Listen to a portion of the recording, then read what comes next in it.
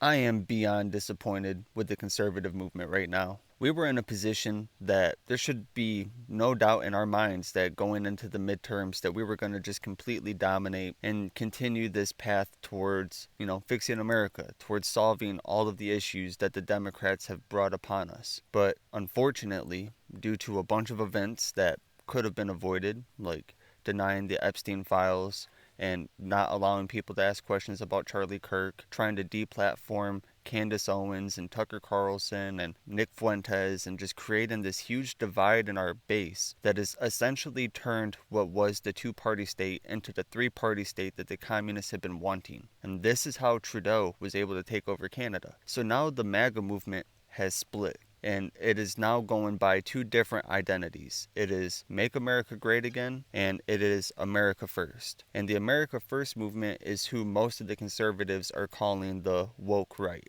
And they're the ones that are asking questions about Israel. They're the ones that are coming at this whole angle of we are having too much foreign influence in our politics, where MAGA is kind of in the war bubble. They're pushing towards peace resolutions in other areas besides America, and a lot of people are feeling like MAGA has abandoned the American First movement, and because of that they're now making their own. And this is the play that the Democrats were wanting. They don't have to defeat us if we defeat ourselves. We're like a football team that is scoring penalties on ourselves. People have to be able to have a conversation with people that you don't agree with. And we need to be able to do it without being relentlessly attacked by people that claim that they're on the right, because they're not. And all this is doing is creating a division that cannot be fixed. What we need is for people to come together. We need our movement to stay strong until the midterms so we can get governors in, so that we could have had a good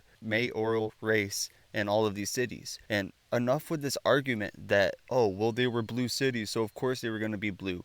Charlie had put in so much work to bring these people to our side. And instead of any of that, we have just abandoned everybody that we had brought over. And we have alienated them. And now they're going radically on the left. They're now pushing for people like Zoran all over the country. And this could have been avoided with just a little bit of common sense and not just shutting down conversation. When did the right start shutting down conversation? Why is that a thing that we're doing now? That is what we were all fighting against. Everybody makes the joke that Ben Shapiro is now as woke as the woke could be, and he's the one that's really attacking everybody that's on the woke right. Well, beyond any of these central figures that we've all been following for 15 years, in what world does the MAGA movement censor people for asking questions? When in the realm of ideas? If you get into identity politics, then you are playing the same game that the National Socialists did in Germany. You're playing the same game that Mao did in China. You're playing the same game that Castro did in Cuba. This is not the path. We need to save America. All right, just a quick video. I really hope that we can figure this out. Peace.